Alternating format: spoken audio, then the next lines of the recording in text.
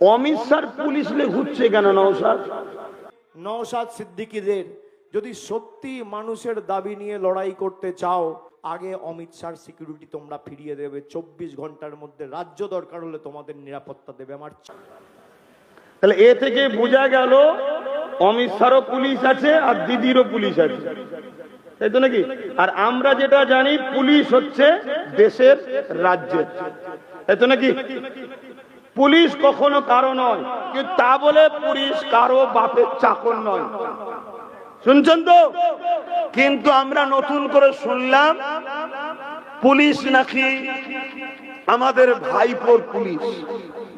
শুনছেন তো নাকি? আর একটা পুলিশ হচ্ছে অমিত শাহর পুলিশ, টাকলা বাবু উনার পুলিশ।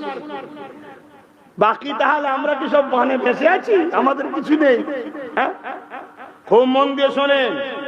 বলছে ওর পুলিশকে ছেড়ে দিতে বলো, আমি আগে পিছু পুলিশ দিয়ে দেবো। যখন প্রথম চাওয়া হয়েছিল তখন দিউনি কেন? এখন রিপোর্ট ঠিক পাচ্ছুনি নওশাদের, তাই তোমার লোক লাগাতে চাইছো যে কোথায় যাই না যাই খবরটা দিবি তো, কেমন লোক হচ্ছে না হচ্ছে খবরটা দিবি তো। ও এখন ভোটের সময় মনে গেছে? ইনশাআল্লাহ নওশাদ জিতবে। বলুন ইনশাআল্লাহ, বলুন ইনশাআল্লাহ। জিতার পরে তুমি যদি থাকো, থাকার চান্স নেই। কেন? তুমি একটা ভাঙল নিতে গিয়ে সব ফসকে ফেলছো, তোমার খেয়ালই নেই। তুমি সেই ওই দিকেই চেয়ে আছো কবে সাড়ে। আর বলছি না, আমার বাপেরা আছে তো, মায়েরাও রয়েছে, কিন্তু বাস্তব বাকি পাশ দিয়ে অনেক কিছু চলে গেল, তুমি খেতে পারতে।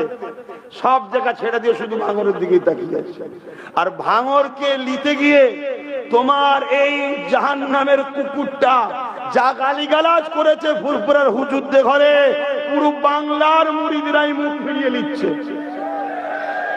অতএব এইটাকে ছেড়ে দিয়ে যদি বাকি জায়গা বাঁচাতে যেতিস মনে অনেক ভালো হতো, কিন্তু বুদ্ধি দিবার লোক নেই। আর একটা জিনিস, মানুষের যখন মরার সময় হয় এরকম ভাবেই তো মরে নাকি? হ্যাঁ, যাক আমি যেটা বলছি, প্রথম কথা শোনো, নওশাদকে প্রশাসন দিয়েছে হাইকোর্ট। কে দিয়েছে? হাইকোর্ট। আমাকেও দিতে চেয়েছিল, যে কোনো সোর্সের কথা বলছি। আমি বলছি নওশাদ বুকা বলে নিয়েছে, আমি ওর মতো বুকা নয়। আমি মাইকে বলছি বুকা বলে নিয়েছে, আমি নিই না।